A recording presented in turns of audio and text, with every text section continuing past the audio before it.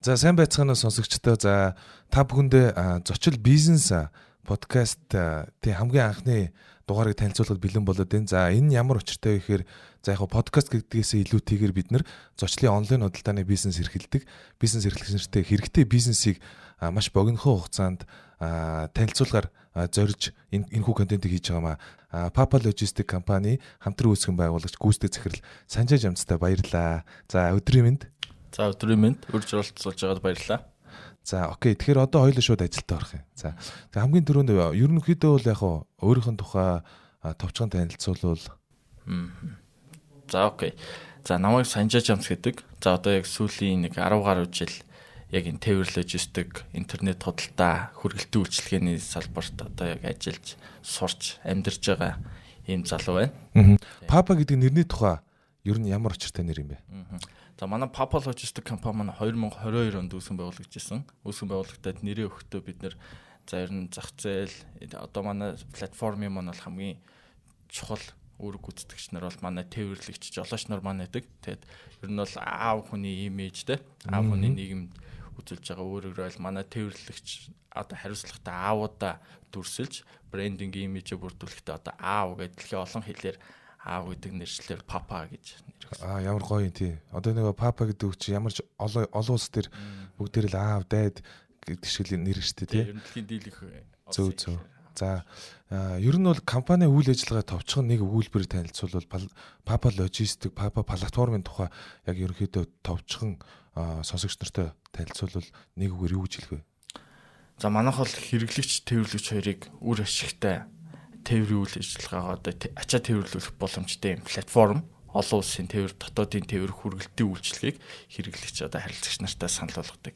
Ийм тээвэр логистик яг цогц платформ байна. Зөв. Тэгэхээр бизнес моделийн хувьд ямар бизнес моделийг барьж ажилладаг вэ?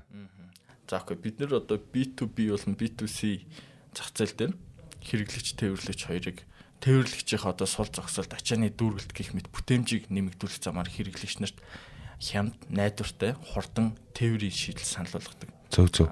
Окей, тэгвэл яг сая ярьсан бүтээгдэхүүн үйлчлэгээ гэдэг яг бүтээгдэхүүн үйлчлэгээ эхнээс нь ахуулаад яг дараалтаа ярил ямар төрлийн үйлчлэгээнүүд, хэдэн төрлийн үйлчлэгээнүүд ямар үнэтэй ямар үн тарифтай үйлчлэгээ үзүүлдэг вэ те бүтээгдэхүүний хувьд ямар бүтээгдэхүүнүүдийг хөгжүүлж ажиллаж байгаа жишээ нь технологийн хувьд те хэдэн төрлийн бүтээгдэхүүн хөгжүүлсэн байгаа вэ? За окей. Одоо яг манай подкастын сонсогч нар маань голчлон интернет худалдааны бизнес эрхэлдэг те үндэсний үйлдвэрлэл интернет худалдаа эрхлэгчдэд манай одоо хамгийн тренд болж байгаа бүтээгдэхүүн гэвэл маш сонирхолтой хүргэлтийн үйлчилгээ манайгаа. Тийм хүргэлтийн үйлчилгээ маань гэх юм бол интернет худалдаа эрхлэгч нарт одоо Улаанбаатар хотын газар зүйн онцлогоос хамаарат маргааш нөгөөдөр нь хүргэдэг хүргэлт бол ер нь бол одоо хэрэглэгчийн хэрэгцээ шаардлагаа дагаад ер нь бол хоцрогдож байна. Хэрэглэгч нар маш хурдтай шийдвэр гаргаад маш хурдтай хүргэлтээ авах хүсэж байна. Бид нар яг энэ хэрэгцээг нь хангаад ерөөсөө очиж аваад 2-3 цагийн дотор одоо зарим хүмүүс Улаанбаатар хотын төвчлөлд амжих юм уу гэлдэг тийм. Бид нар одоо яг энэ үйлчлэгийг маань нэвтрээд жил гарсан болоод маш амжилттай. За дараагийн үйлчлэг нь хүргэлт эхнийх нь хүргэлтийн үйлчлэг. Тэгээ дараагийнх нь болохоор дотоод ячаа тээврийн үйлчлэг. Бизнес эрхлэгч нар одоо энэ олон улсаас аутсорсингоор тээврийн үйлчлэгийг шийдэх тренд маш эдийн засгийн хувьд өгөөчтэй байна. Одоо өөртөө дээр машин худалдаа авалт хийгээл те паркинг тэгэл ажиллах жолооч эвдэрэх шаардлага маш өндөр зардалтай. Яг хэрэгтэй үедээ хэрэгтэй одоо энэ потенциал хүчин чадлынхаа платформоос тээврийн үйлчлэгийг аутсорсингоор ахын бол манай одоо энэ жижиг дунд бизнес эрхлэгч нар те маш өндөр өрөөгөөч. Зөв. Дотоодын тээврийн үйлчлэг. За эхний үйлчлэг нь хүргэлтээсэн, дараа нь хоёр дахь тээврийн дотоодын тээврийн үйлчлэгсэн. За гурав дахь гэдэг үйлчлэг байгаа л өөр. Манайх яг үнцээ 3 үйлчлэгээ санал болгож байгаа. Гурав дахь нь болохоор манай олон улсын тээвэр. Окей. Тэгээ олон улсын тээвэр маань болохоор бизнес эрхлэгч нар одоо манай улс ялангуяа бараа бүтээгдэхүүн түүхийд материалыг дэлхийн одоо 160 гаруй улсаас импортлж оруулж байна те. Энэ болгонд тээвэр зохион байгуулалт тээврийн үр ашиг нэмэгдүүлэх маш чухал байгаа. Логистик гэдэг бол зөвхөн одоо энэ бараа бүтээгдэхүүн мэдний урсгал гэхээс илүү мэдээллийн урсгал болчиход байгаа. Тийм учраас бид нэр одоо ачааны мэдээллийг маш хурдан дамжуулах замаар олон улсын бас тээврийн үр ашигыг тээвэр зуучийн топ компаниуд манай платформд нэгтсэн байдаг. Тэгээ манай дээрээс ачааны асуулгаа оруулаад тээвэр зуучуудаас үнийн санал авдаг ийм платформ байна. Зөв. За тэгвэл саяны үйлчлэгнүүдийн хувьд B2B дээрээ ямар үнэтэй үйлчлэг үзүүлдэг вэ? B2C дээрээ яаж одоо төлбөр шимтгэлтэй ашиглагддаг уу? Үнийн хувьд? За окей. За манай үйлчлэгээнүүд маань бол харилцагч нар маань одоо Papa Logistics application датад ашиглах боломжтой тий. Байгууллага дээр ашиглахыг гэх юм бол Business Papa Logistics гэх манай бизнес хөлбөр дээр бага хэмжээний нэг subscription жилийн төлбөр төлөөл шууд ашиглах боломжтой. Байгууллага нь B2B аппликейшнийг ашиглаад явж болно. Тий. Маш бага хэмжээний төлбөр төлөөл ашиглаж байгаа. За тэгэхээр та нар хэдэн төрлийн бүтээгдэхүүн хөгжүүлсэн байгаа гэж ойлгох вэ?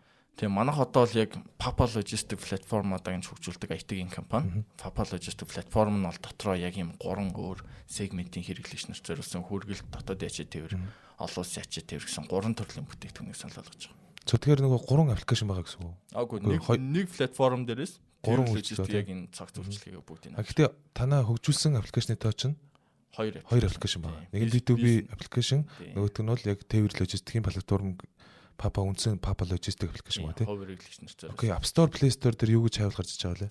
App Store, Play Store дээр Papa Logistics гингүүд манай ранкаараа ихний 2 3 шууд гараад ирж байгаа. Тэгэхээр одоо Монголын хамгийн одоо шилдэг тээвэр логистик аппликейшн гэж хэлж болохоор байна. За тэгэхээр дараагийн асуулт байна. Тоо мэдээлэл яриа явлаа.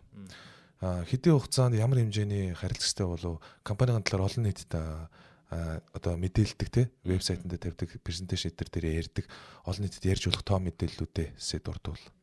За окей. За манайх одоо яг зах зээл танилцуулагдаад энэ оны 9 сард 3 дахь жилдээ орно. Ер нь бол яг 2 жил гаруй үйл ажиллагаа нэвтрээд явж байгаа. За одоогийн байдлаар бол манай хэрэглэгч яг 96,000 гэдэг тоон дээр яг өглөө харахад стат явж байгаа. Бүртгэлтэй хэрэглэгчний тоо маань төдөөтлөөр нь бол 100,000 хүрэхээр явж байгаа. За үүнээс болохоор бид нар 30,000 орчим идэвхтэй тээвэрлэгчтэй. Бид нэр одоо Монгол орн даяар ажиллах юм тээврийн яг сүлжээг үүсгээд 30,000 орчим тээвэрлэгчтэй ажиллаж байгаа. 30,000 тээвэрлэгч болоод байна. Окей. За танаа Papa Logistics-ийн алсын араа юу вэ? За бид яг энэ ирчээр хурдан алдахгүй хэрэглэгч харилцагч нартай тээвэр логистикийн одоо шинэлэг те инновацлог технологийн шийдлүүдийг цаг тутамд те өдөр бүр шинээр нэвтрүүлэх тасралтгүй ер нь бол хэрэглэгч нартай тээвэр логистикийн инновацлог шийдлийг санал болгохоор зорж ажиллаж байна.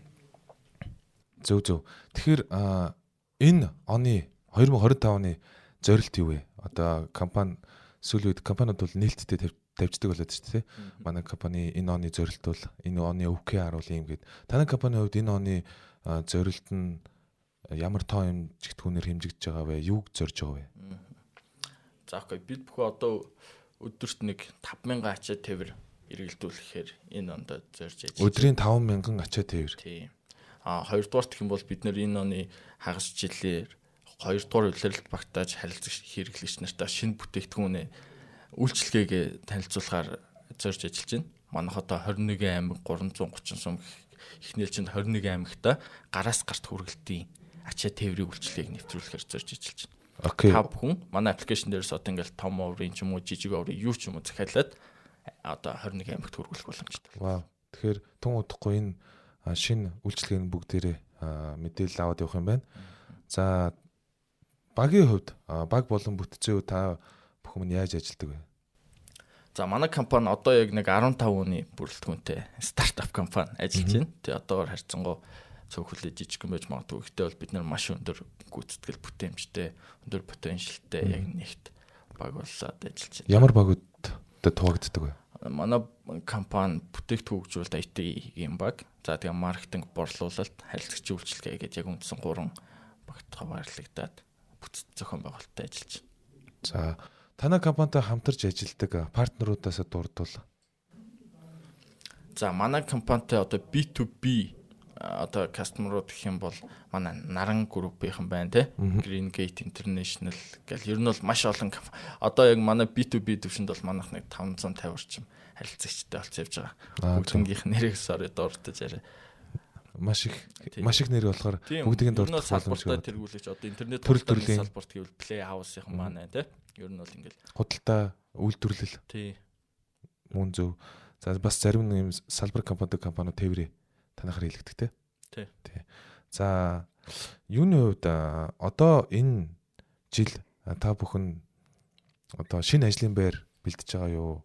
Одоо ямар ажлын байр одоо бэлэн зарлагдж байгаа вэ? Одоо энийг үзэж байгаа хүмүүс бас танай компанид ажилд орох гэж бол ямар чиглэлийн ажлын байр одоо бэлэн байгаа бол? За окей. Эсвэл ирээдүйд ч юм энэ ондоо багтаа тий. Тийм. Манай компани одоо хүний нөөцийн иргэц доктортой байдлаар харьцангуй бид бүхэн стартап компани учраас доктортой одоо эргэлт бол гайгүй багтай хүн гарч орох нь бол гоё доктортой явж байгаа. Нөгөө талаа бид нар бол тасралтгүй нэг хүчээ зузаатгаж тий талантуудыг татах үүднээс IT-ийн баг дээрээ одоо хөгжүүлэгчнэрээ бас нэмж байгаа. Нөгөө талдаа бас нэвтрүүлтийн баг дээр одоо энэ гарч ирсэн байгаа платформа зах зээл дээр нэвтрүүлэх B2B нэвтрүүлтийн баг дээр авч байгаа. За ажлын байрны хувьд юм байна. Одоо нэмээд танай компанид хэрэгцээтэй байгаа эсвэл одоо хамтрагч ч юм уу хөрөнгө оруулалт ч юм уу тий. Яг танай компанид ойрын хугацаанд ямар зүйл хэрэгтэй байна? Одоо дэмжлэг ч юм уу ямар нэгэн байдлаар тийм одоо тийм байгууллагатай хамтарч ажиллахыг хүсэж байгаа гэдэг юм. Тэрийг бас нээлттэй ярил. За окей, манай компанийн хувьд бол хөрөнгө оруулалт партнершип харьцангуй доктортой ингээд өсөж явж байгаа. Бид нэр бол шинэ харилцагч нарыгаа өдөр болгон манай платформ тавтай морил гэдэг тогтож аваад тий платформоо нэвтрүүлээд одоо завшлагаагаа өгөөд айгу харилцагч нар маань ч гэсэн сэтгэл ханамжтай платформ ашиглаж байгаа. Тэгэхээр одоо зочлын харилцагч нар тий ер нь энэ подкастыг сонсч байгаа бүх хүмүүс манай платформыг ашиглаад үзээрэй. Тавтай морил нээлттэй шүү тий. Тэгэхээр тээврийн хэрэгцээ гарч байгаа бүх компаниуд одоо бас шинэ компаниудыг бол энэ жил олж авах зорилготой байгаа гэж ойлгож байна. Яг зөв тий. Тээвэр хүргэлт тий. Бүх төрлийн энэ үйлчилгээг авах. За ер нь одоо бас сайн яаж байгаа сар хичээр болохгүй байгаа зүйлүүд юу вэ? Жишээ нь зах зээлийн хувьд ч юм уу, энэ төр засгийн хувьд, дэмжлэгийн хувьд ч юм уу, эсвэл өөр ямар нэгэнтэй хэрэглэгчийн хувьд ч юм уу яг тэр зүйлийг илүү сайжруулах хүсэж байна гэдэг хэлмээр өгдөг тийм болохгүй байгаа зүйл юу вэ?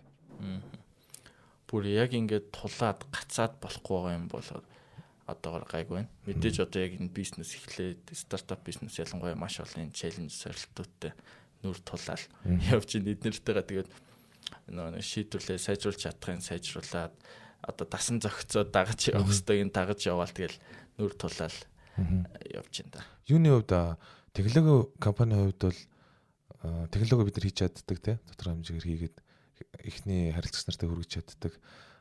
Тэгэхэд яг дараа нь хэрэглэгчийн боловсрал хамгийн чухал байгаад идэг. Тэгэхээр танай компанийн хувьд жолоочд те энэ гар утасны аппликейшн ашиглах тал дээр хэр байна? Ер нь тэр тал дээр бас ямар ажлуудыг хийдэг вэ? Тэ? Яг зөв. Манай одоо улсын зах зээл дээр бол энэ дижитал шилжилт гээл те интернет худалдаан дээр ингээл та бүхэн одоо тээвэр логистикийн дээр бол манайх яг ингээд зах зээл дээр ажиллаж байгаа. Тэнгүүт манай тээвэрлэгчнэр маань бол харьцангуй ахмиг насны те. Ер нь бол нэг доотлон 40-с дээш насных ингээд үйл ажиллагаа тээврийн үйлчилгээ үзүүлж байгаа. Тэнгүүт аппликейшны хэрэглээ бид нарт ер нь л мэдээж том проблем утасны төхөөрөмжийн хэрэглээнүүд дээр л жоохон бэрхшээл толгомдог. Гэхдээ одоо манай харилцагчийн үйлчилгээ сайжирснаар тийм спорт центр маань тээвэрлэгч нарт одоо 24/7 тоолж ажиллаж байгаа. Одоо энэ жилээс л манай жолооч нарын маань те интернет хэрэглээ, мобайл аппликейшны хэрэглээнээс өссөн. Тэгээд аппликейшнаас гарт нь ороод энэ жилээс бол манай үйлчилгээ ашиглалт энэ төр бол нэлээ огцом сайн нэмэгдэж байна. За жолоочтой хувьд тийм байна те. Байгууллагын хувьд технологи ашиглалт нь дайжгүй юу? Ер нь одоо байгууллагын одоо менежерүүдтэй хувьд ажлаа шууд папаг руу захиалах бас тээврийн үйлчлэгээ авдаг шүү дээ. Тэрэн дээр бас саад бэрхшээлүүд хэр тулгарч байна. Тэрэн дээр ер нь бол сайн дайжгүй. Манай харилцагч нар тээврийн үйлчлэгээ чи өөрөө яг ингээд өдөр тутмын бодит хэрэгцээ, хэрэглээ маш их гардаг. Тэнгүүд одоо манай харилцагч нар маань өдөр тутамдаа аппликейшн ашиглаад мэдээж одоо зарим нэг бидний алдаатай UX энэ ойлгохгүй процедур гаргангууд манайхан тэгээ зааварчилгаагаа өгөөд ер нь бол манай харилцагч нарын маань платформ ашиглалтын түвшин бол харьцангуй 88%-тай өндөр.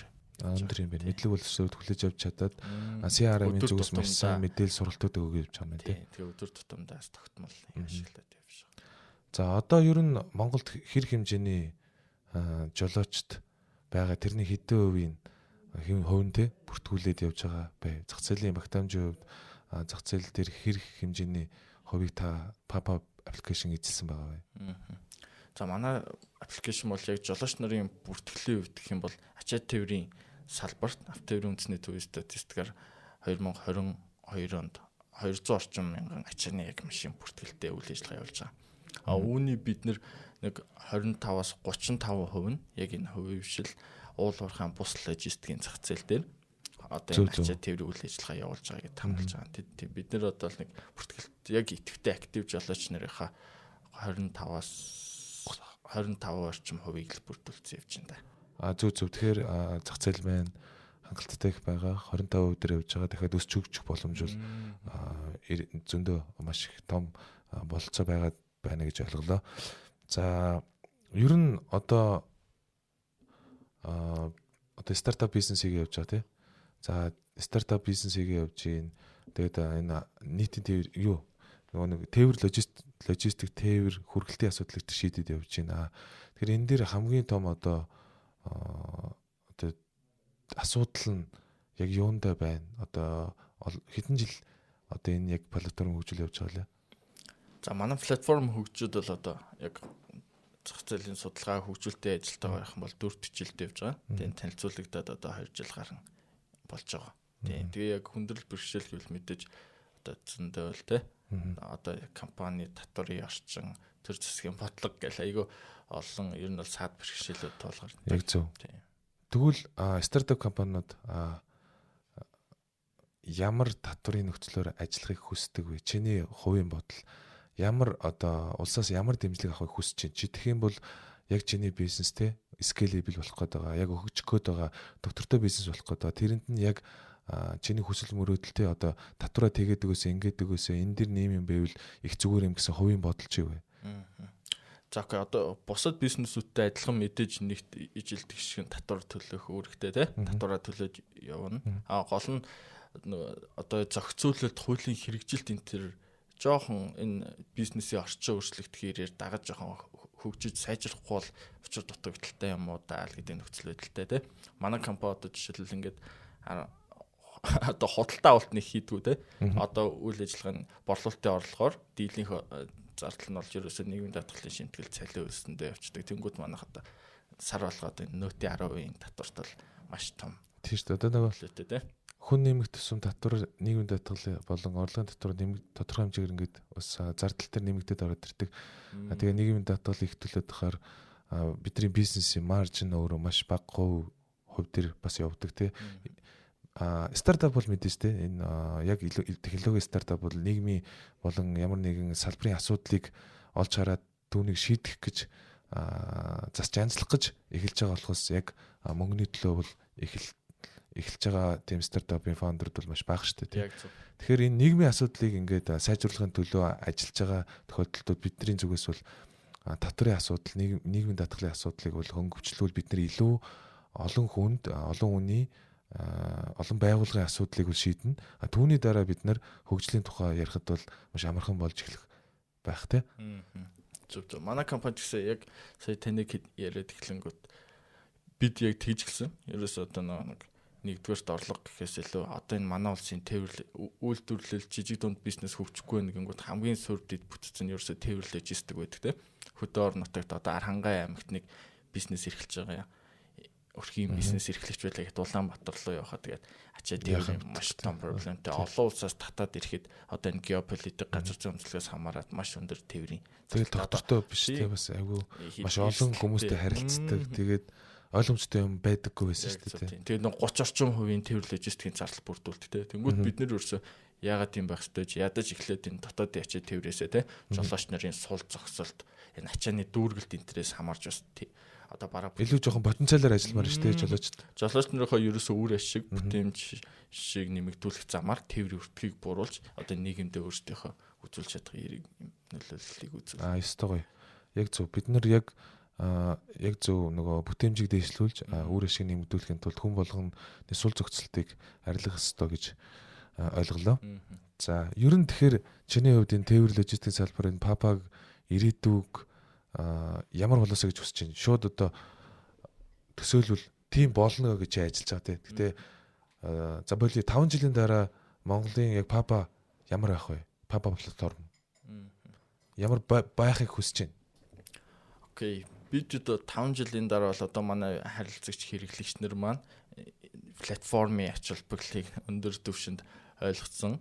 Тэгээд платформын хэрэглээ нэлээд өсөх байх гэж ер нь бол хүсч харж байгаа. Энэ нь өөрөө юу вэ гэхээр одоо ачаа тээврийн салбар чинь бол яг энэ нүүрс төрөгч те агарын бохирдол гэдэг. Одоо энэ Монгол улсад 80 мянган тээвэр хий гэсэн одоо хуваарь бизнес эрхлэгчнэр байгаа хгүй. Тэгтэл одоо ингээд нэг компани овоо ингээд үйл ажиллагаанд тогтворжол за одоо тээвэр маань болохгүй юм байна гингүү дахиад нэг ачааны машин аваал те. Өөртөө. Тэгэл тэрэн дээр ажиллах хүн яах уу гээл тэгэл ачааны дүүргэл үйл ажиллагаанд томрол хүний нөөц нэмэгдээл. Тийм. Тэгэл үндсэн ажил хийхгүй давхар бизнес авч явах гэж замын төвчрэл дээр ахаал ингээд 30-30% те 30-аас нэг 40% дүүргэлттэй ачааны одоо тээвэр яваад шүү дээ. Энийг бид нэр платформоор одоо харилцагч хэрэглэгч нар маань ерөөсөө ирээдүйд бол бүтэн дүүрдгэл болно шүү дээ. Шахаа бүх ачаануудаа дүүргээд яг худалдаж авсан өөрийнх нь тэр тээврийнхээ хэрэгслээ бүтэн ашиглана л гэсэн үг тийм. За сая хоёлаа шууд бизнесийн тухай жоохон эхлээд ярьчлаа. За одоо хоёлоо үндсэн нөгөө нэг юм стартап бизнесийн амьдралын тухай бас ярих гэж бодож байна. За ер нь яагаад энэ тээврийн салбарыг тэ хөгжүүлээ, өөрчлөе гэж бодсон бэ? Тэгэд энэ анх одоо хэний шийдвэр вэ? Яагаад энэ одоо салбарыг сонгох болов? За сонгох болсон шалтгаан гэх юм бол нэгт өөрөө яг миний үндсэн суур мэрэгжил тээвэр логистик менежмент гэдэг суур мэрэгжилтэй учраас ер нь бол энэ салбартаа нэлээд дуртай, хайртай энэ сурч одоо ажиллаж амьдрах те. Тэгээ манай энэ тээврийн салбар маань одоо манай өвөөнөөс өөрөөсөө яг намайг жоохон байхад яг энэ Монгол улсын те их бүтээн байгуулалт үйлдвэржилтийн үед яг энэ тээврийн салбарт насаараа зүтгээд яг өвөөнөр маань бол яг энэ зэлцэн 30 те. Тэгэхээр яг чи цусны юу байгаа юм бэ лээ тээвэрчний. Тий. Одоо яг жоохноос л энэ ачаад тээврийн салбар одоо өвөөнөрийнхээ машин тэрэг те кабин гэл хараал. Энэ салбар нэлээ зөө. Тэгэхээр энэ салбарыг сонгосон шалтгаан бол угаасаа л өгөгдсөн байсан юм байна шүү дээ. Тий одоо яг өөрөө машин барьж жолоом ушихгүй ч гэсэн яаж энэ те тээвэр логистик ачаад тээврийн урсгалыг илүү бүтээмжтэй үр ашигтай энийг өөрөө яг ингээд суралцаж мэдээд байх тусам илүү сонирхолтой те хувь эрхлэгч бизнес эрхлэгч нарт маш том юм импакттай салбар байна. Одоо нэг ийм юм байдаг шүү дээ. Бид нар энэ стартапын залуучууд одоо хүн харахаар те энэ стартапын залуучууд ч одоо ингээл нэг юу чих гэдэг ямар те нөгөө ингээд яг ингээд нэг юм яахан тодорхойгүй тэгээд мөнгө олох гэж ах шиг олохгүй жах шиг те эсвэл нийгмийн сайн сайхны төлөө төрсөн хүмүүс юм болоо гэл хүмүүс чинь ингээл янз бүрээр ойлгодог шүү дээ. Ингээл амар ажил хялбар ажлууд зөндөө ах чи яагаад ийм ойлгомжгүй байхгүй зүйлийг шинээр бий болгох гэж ингээ ажиллаад бэт юм бэ гэддэг те. Тэгэхээр ер нь бол яг энэ стартапыг одоо байхгүй зүйлийг бий болгосон те. Өмнө нь бол яг энэ папа байгаагүй үед ийм асуудлыг бол ийм шийдэл байгаагүй. Хэрвээ байсан бол энэ бол илүү ийм бизнес болох байсан. Стартап гэдгээс илүүтэйгээр те. Тэгэхээр одоо хүмүүс одоо яг тэр асуултыг асуудаг л да. Яагаад энэ стартап руу ороод байгаа юм бэ? Яагаад орцсон юм бэ? Энд чи хэцүү мөнгө олдгүй юм шүү. Энэ асуултанд юу гэж харагдав? За энийг яг нэг талдаа тээвэр логистикийн салбарт те энэ дижитал шилжилт хийх, мэдээлэл технологийн тусламжтай автоматжуулах, тээвэрлэгчдийнхээ үр ашгийг нэмэгдүүлэх гэдэг айгүй их боломж байгаа юм байна гэж харсан. Тийм боломж байгаа. Тэгээд хоёрдугаарт яагаад ийм юм байж болохгүй гэж бас хүмүүний бас сонирхолтой өгтлөгдөөд үзэл санаа зорилготойгоо уялдаал юм хийсэн дээ. Тийм. Тэгээд одоо стартапуудыг мэдж байгаа шүү дээ тий. Манай Санжичин бас зочид компанийг үүсгэн байгуулж та цуг үүсгэн байгуулцаад явж исэн. Хамгийн анхны манай борлуулалтын багийг ахлаад борлуулалтыг хийжсэн. Манай зочид болоод Дурамжин 2019 онд гарахад бол Санжа болон фаундерууд бид нэр 4-5 талаар ажиллаж исэн. Тэгээд тэрнээс ч өмнө гэсэн хоёлоо бол их олон бас янз бүрийн ажлууд дээр бас хамтарч ажиллаж исэн. Би яг чамаг бол яг хувийн үүднээс ч гэсэн бизнесийн үүднээс ч гэсэн ерөнхийдөө бол бас ойр байсных тодорхой хэмжээний бас юмнуудаа мэдж байгаа. Гэхдээ бас нэг асуумар байдаг нэг хэдийн байна. Тэрний юу гэхээр одоо энэ стартапууд ер нь тий одоо ямар одоо за стартапууд ямар үе шатаар хэдэн жил болж те ямар үе шатаар хизээ одоо нийтийн компани болох ч юм уу IPO гэх юм уу. За ер нь чиний нөгөө нэг энэ стартапыг чинь яг юу нь юу вэ? Одоо эхлэл цэг нь бол сая тодорхой байна тий. Төгсгөл цэг нь яг юу юм бэ? Хизээ юм бэ? Чи юуг өөрчлөнөө дараа энэ стартапаар оролцоо болох вэ? За окей. Тэгээд яг энэ анх зочил үүсгэн байгуулагдаад хамтран үүсгэн байгуулалт ингээл ажиллаж байхад ер нь бол яг нэг стартап гэхээр өөрөө маш ингээд жоохон донттой юм уу, донтог гэх юм уу те. Ер нь бол аюул сонирхолтой. Альва их сегмент хэрэглэгчтэй харилцагч нарын асуудлын шийдэх замаар одоо хүмүүст мэдээж нүүдэлтээс тусалж байгаа нүүдэлд орлого олж байгаа шүү дээ. Ийм төрлийн бизнесээс маш их сонирхолтой. Нөгөө буян хийж мөнгө олох гал тий зүгээр мөнгө олохоор нэг амархан санагдаад байна уу? Одоо нөгөө машин зараад ч юм уу, уул уурхай ажиллуулаад ч юм уу, барилга бариад ч юм уу. Тэгэхээр нэг чамд нэг интерест хот шүү дээ. Сонирхолтой байна тий. Тий тэгээ яг энэ чиглэлд ажиллаж амьдрах ер нь бол одоо бол өөр нэлээд дуртай сонирхолтой ажилласаа кайф ажрал авч байгаа болохоор л ингээл явж байгаа. Аха. Тий яг хаа хурж дуусхаа бол хэлж сайн мэдгүй байна. Тий. Зөв. Тэгээ бас нэг стартап дээр хамгийн хэцүү зүйлсүүд юу байсан бэ? Одоо нөгөө чи мэдчихэж байгаа зочлолт дээр ажиллаж байгаа төрснөг хэцүү зүйлүүд маш их гардаг байсан. Яг одоо Papa дээр ажиллаад явж байгаа тий. Papa компани үүсгэн байгуулаа хөгжүүлээд явж байхад одоо ямар хэцүү зүйлүүдэд тулгарч байв. Тэнцэнс ингээд яг ингээд дурсамжаа хаваалцвал. Яг хамгийн чухал зүйл нь бол ерөөсөн одоо гадаад орчны хүчин зүйлээс илүү дотоод орчин тий. Нэг баг хамт олон болж ажиллах компани одоо засаглал, соёл, систем, менежменттэй хурдан л докторжуулах нь ер нь маш чухал. Одоо энэ бол бидний хувьд мэдээж ингээл анх одоо төрөл бүрийн бизнесгээл төрөл бүрийн залуучууд нэгдэл ажиллаж байхад ингээд нэг баг цол системтэй компани болж ажиллах нь л ер нь бол хамгийн чухал зүйл гэж хараад одоо компани дээр ч гэсэн аль болох стартап гэхгүй те соёлоо докторжуулах, соёл дагаад одоо бүх компани үйл ажиллагаагаа докторжуулах замаар одоо хүмүүс зөвл ингээд доктор суралтай одоо нэг ихтгэлтэй компанида болгох юм зөв яг стартапын хувьд бас ингээд үе шатууд нь өөр байгаа. Тэр үедээ компани баг бүрэлдэхүүн өөр байдаг, менежмент өөр байдаг, санхүү өөр байдаг. Бүх нөхцөл байдал нь өөрчлөгддөг. Тэгэхээр бид нар нөгөө хүүхэд чинь өөр зүйл хүсдэг. 10 жилд тий хүүхдүүд сургуульд орохоор өөр зүйл хүсдэг. Сургуулаа төгсөхөөр өөр зүйл хүсдэг. Сургуулаа төгсчөөд амьдралдаа гарахаар бас өөр зүйлийг хүсэж мөрөөддөг. Яг тэрнтэй ижлэн компани хувьсвал яг тэгж явагддаг байх гэж би боддог. Тэгэхээр хамгийн анхны гарааны багч нь одоо ямар хүмүүсээр бүрдүүлж хамгийн анхны гарааны баг гэж ярив. Яг одоо нөгөө одоо бол байгаа баг бол өөр байгааг би ерөнхийдөө бол гадарлаж байна. Гарааны баг дээр юу ямар хүмүүстэй анх үүсгэн байгуулж бий болгож юу? За манай гарааны баг гэх юм бол яг анх гуруулаа эхэлчихлээ. Тэгээ манай одоо хамтран үүсгэн байгуулагч технологи хариуцсан захирал манай Гүнэ маань гүнлэг те Гүнэ маань яг тех талаа хариуцаал IT-ийн юм те. Тэгээ манай номердэн маркетинг ер нь бол бизнес те тал дээр спортлол тэгэл бид 3 хүн ингээд төслөө эхлүүлэл яг нэг жижиг ширээ тойрол гуруулаа анх эхлүүлэл ажиллаж байсан. Зөв. Тэгээд одоо тэр үеэ бодоход одоо ямар үе дээр ирж байгаа гэж бодож байна Papa Logistics. Тэр үед бол ширээний цан 3 хүн санаа дөнгөж аппликейшн хийгээд ингээд одоо бас нэг үе бодвол хүүхдэр ирэх юм бол нэг юм сүүнээсээ гараад мөлхөөд эхэлж जैन тий. Одоо цаг ягаачгүй залуу болох болоогүй.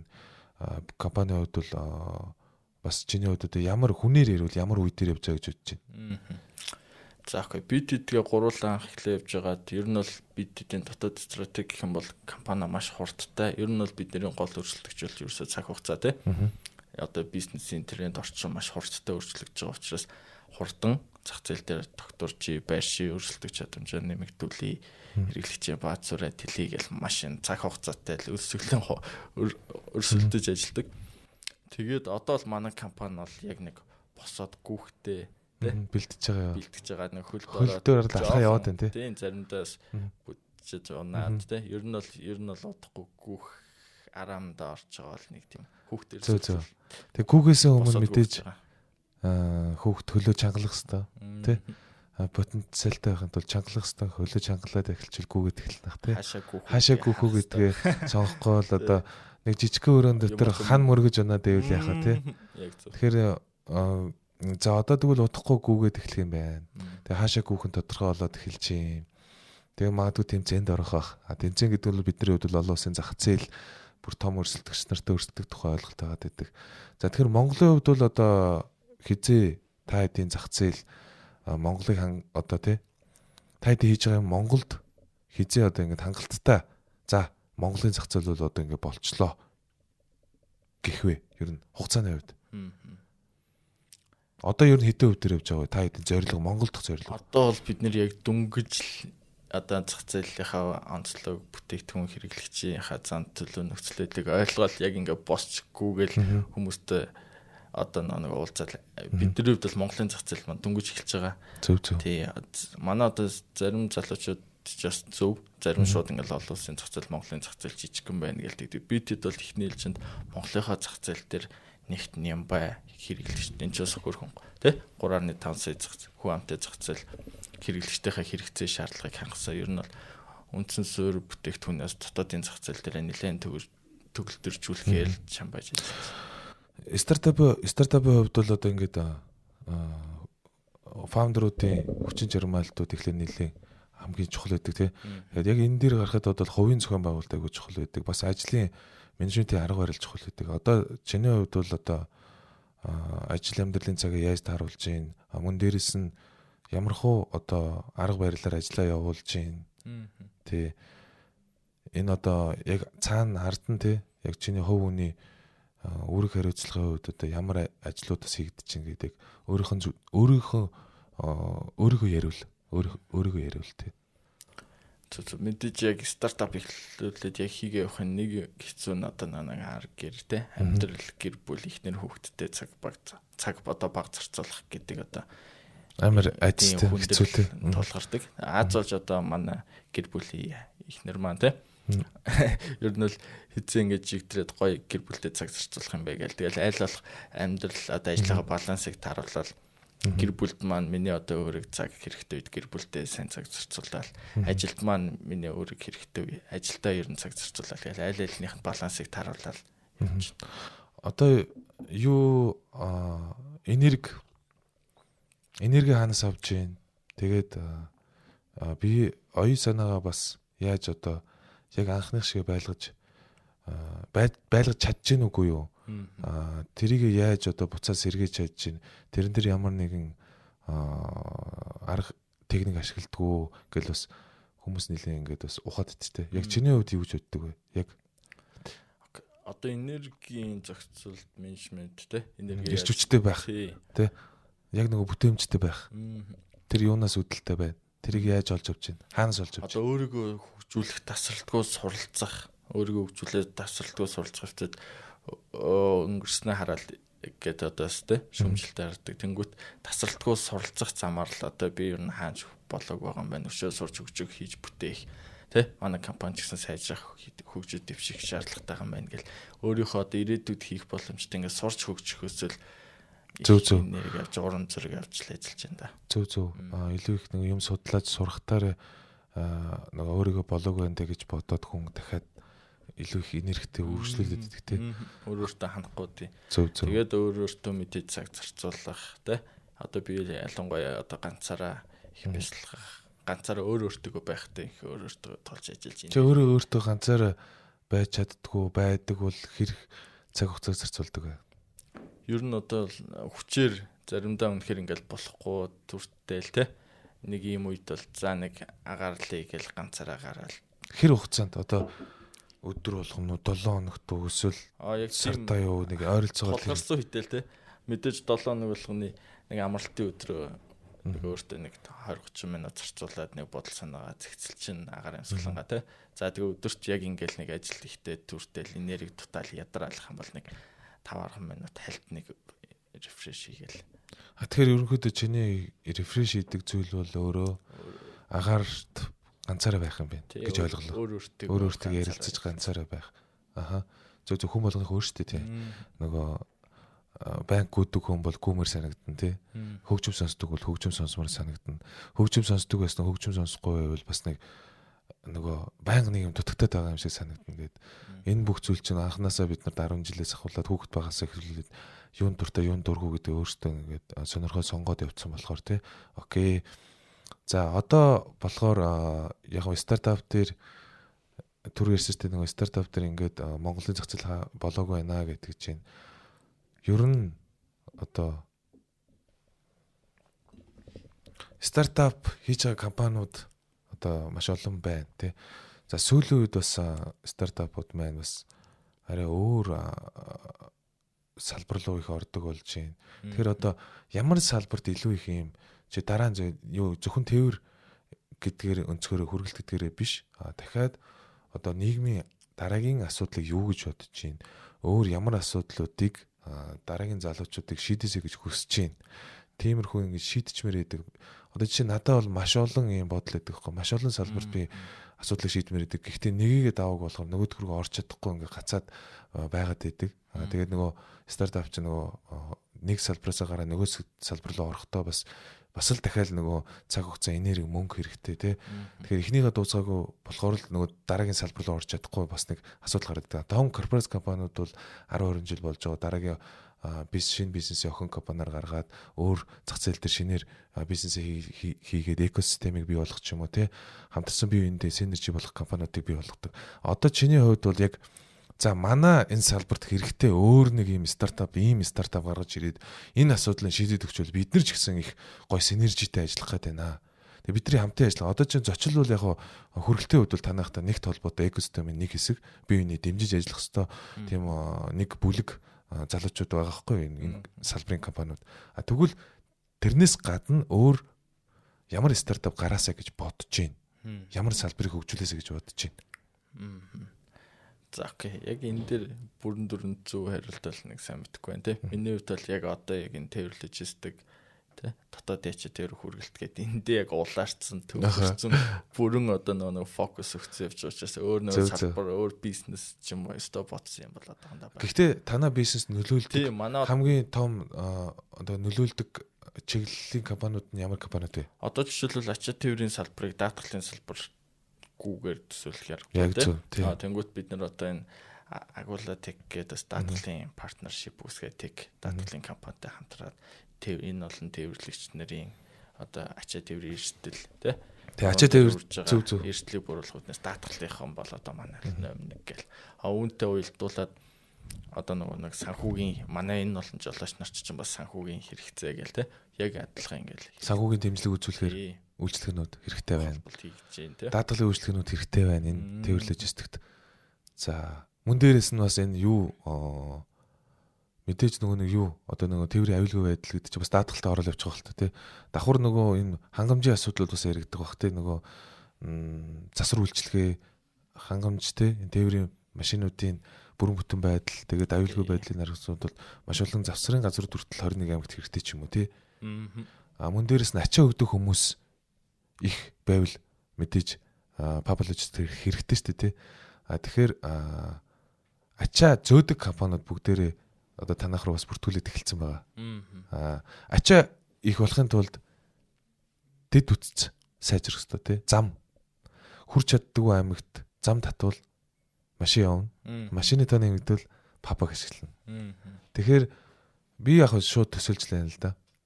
Одоо танай бизнест мэдээж бас ингээд улс өөрөө маш олон засвал замууд тавих хэрэгтэй гэж бодож байна. Тэгээд агаарын тээврийг хөгжүүлэх хэрэгтэй гэж бодож байна. Тэ? Бусад өөр тээврийн хэрэгслүүд одоо энэ төмөр зам ч юм уу тэр болгон дээр ч гэсэн папа яагаад ажиллахгүй гэж. Яг тийм бодлууд бууж ирж байна. Окей. Тэгэхээр бас энийг сонсож байгаа бас шинэ стартап хийж байгаа залуучууд бол тээвэр логистик төр бол саяны дээр даатгалын үйлчлэгээ бусад дэд бүтцийг үйлчлэгээ мөн ачаа тээврийн нөгөө аюулгүй байдал болон сервисийн үйлчлэгнүүд бол хөгжих боломж бол байгаа юм байна. Тэрэн дээр нь папа бол бас нөгөө синержи үүсгэж ажиллах боломжтой л гэж харагдаж байна тий. Окей. За папа логистик компани гарч ирснээрээ тий нийгэм эдийн засаг за энэ байгууллага жолоочдод ямар эффектийг үзүүлж чадсан гэж бодож байна. Байсан байгаагүй одоо байгаа тий байгаагүй бол тий юу болох байсан бэ? Одоо за юу болох байсан бэ гэж юуч болохгүй л байсан баг л та. Байснараа юу шийдсэн бэ? Окей. За ер нь бол бид нар энэ нийгэм эдийн засаг те хэрэглэгч харилцагч нарт бол ер нь маш олон төрлийн одоо бүр хувь нь өндөр биш ч гэсэн те эффект нөлөөгөө үзүүлээд эхэлцэн явж байгаа. За жишээлбэл ингээд үе үештэй ярих юм бол манай жолооч нар маань те одоо ачаа хайгаал одоо тодорхой цэгүүд дээр машиндаа суугаал те ачаа өдөржин шинж хүлээл одоо ховдоос нэг Улаанбаатарт ирсэн тээвэрлэгч маань бол жишээлбэл буцах ачаагаа олох гэж Facebook ухаал, үнгүй ухаал, биерээ яваал Нарантуул дээр ачаа хүлээгээл 2 3 хоног машин дотор хоноол те хоноолон ачаа байхгүй те хуучин утаснуудын дугаарлууд залгаж нэг үзэх гээл те хизээ дүүрж гарах нь мэддэггүй. Нөгөө талдаа бид нэр яг энэ тээвэрлэгч нарынхаа ашигт ажиллагаа бүтээмжийг те одоо хот дотор явдаг манай жижиг ачааны машинтай амжиргаатай портер тах нар маань ерөөсөө тогтсон цэгүүдээр зогсоолцсон гэртээ хувийнхаа одоо ингээд тэгэхээр яг үнэтэй цаг хугацаагаа өөртөө зарцуулдаг байсан. Гэр бүлдээ аавынхаа үргийг сайн байхдаа зарцуулах боломжтой болсон. За нөгөө талдаа бизнес эрхлэгч нар маань одоо түрүү ярьсан те 21 аймагт жишээлбэл одоо манай улсын 50% эдийн засгийн 50% нь байна шүү дээ. Тэгэнгүүт энэ тээвэр логистикийн дэд бүтц муутайгаас болоод бизнесээ тэлэх, өргөжүүлэх, борлуулалтаа тэлэх нөхцөлд хязгаарлагдмал байна. Бид нэр энэ логистикийнхаа дэд бүтцийг сайжруулснаар одоо энэ нэг аяга зардаг компани байх юм бол зөвхөн Улаанбаатар хотын зах зээл дээр борлуулагдахгүй те 21 аймагт маш их тээвэр логистикийн одоо сүлжээгээр дамжуулаад хүрэх боломжтой болох ийм вижн амбицийг тэгээд явж байгаа гэсэн. Зөв. Манай зочил платформ гэсэн мөн адил хөдөө орон нутагт байгаа бизнес эрхлэгчний бараа бүтээгдэхүүнүүдийг төвлөрсөн хотуудын хэрэглэгчнэр рүү онлайнаар борлуулах боломжийг нээж хөгжүүлэх төр бас тогтмол ажиллаж байгаа. Сүүлүүд ч гэсэн 21 аймаг дээр бас зарим төслүүдийг дунд нь онлайн нэвтрүүлгүүрүүдийн нэгт төслүүд одоо эхэлж яригдж эхэлж байна. Яг энэ дээр яг зэрэгцээд яг хамгийн гол асуудал нь ерөөсөө тээвэр болчдөг. Хэрэглэгч бол одоо хөвсгөлд байгаа жимсийг бол Улаанбаатарт байгаа хүн авахыг л хүсэж байгаа. Органик тий. Шууд аммаар байна тий. Гэхдээ бас л дахиад нөгөө тээврийн дүүргэл тээвэр явах уугүй юу асуудал яригдаад байдаг. Тэр хүн бизнесийн тулд заавал хотод байх ёстой юу тий. Тэгэхээр хэрвээ бид нар яг одоо бидний харж байгаа тэр онлайн худалдааны гол бас нөгөө эффект нь ч гэсэн нийгэмд үзүүлж байгаа нь бол хүн болгон амар гоё цэвэр эрүүл агаарт хөдөө орон нутагт амьдраад дижитал бизнесээ явуулах боломжтой тийм технологи ашиглаад зочил платформ ашиглаа, папагаа ашиглаад гэртээ суугаад байждаг болох гээд байна. Яг зөв. Ерөөсөө. Тэр үед бол ерөөсөө тээвэр нь өөрөө явагдана, захиалга нэгдэн, борлогдно. Тэгээд өөрийнх нь бизнес орлого нь ч гэсэн санхүү бүгдээрээ ороод ирнэ. Тэр үеийг л бид нар хүсэж байна.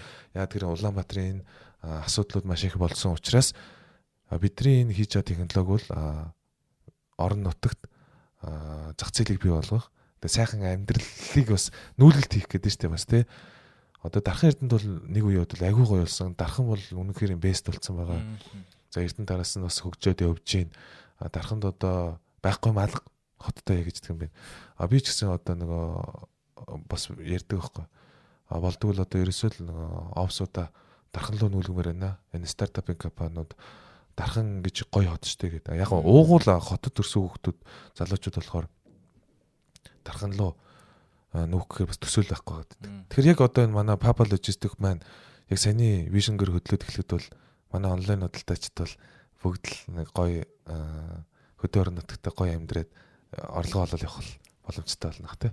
Яг зөв. Одоо манай над саяны хөвсгөлд байгаа тий. Энэ чимс зарж байгаа хүн Улаанбаатарт яах вэ гэд. Манай дээр бол тээврийн нөхцөл байдал бол маш ойрхон ирсэн боломжтой. Бид одоо энэ оны хагас жилгээд 6 сар ихэд ер нь бол MVP хэрэглэгчнэр хэрэглээд эхлэх үйц ойрцсон. Тэгэхээр энэ бол тээвэр логистикийн дэд бүтцэн бэлэн болсон. Нөгөө талд одоо яг манай энэ зочлын харилцагч нар маань папа гэхэр зөвхөн том ачаа тээвэрлэдэг юм байна те. Олон улсын дотоодын нэг хөдөө нутгийн ачаа тээвэрлэдэг юм байна гэж бас ойлгох болохгүй те.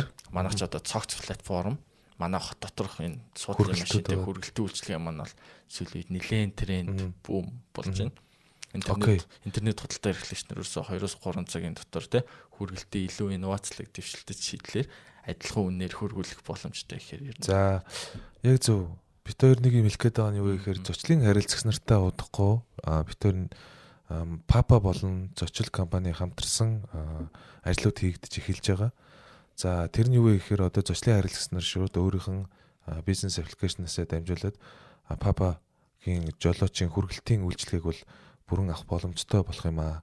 За ингэснээрээ түрүү ярьсан маш олон эффектүүд, маш олон боломж давуу талуудыг бол үзүүлж чадна. Тэгэхээр тэр үед нь бид хоёроос мэдээж дэлгэрэнгүй мэдээллүүдийг бол аль алийнхын платформ дээр өгөөд явуулнаа. Яг зөв.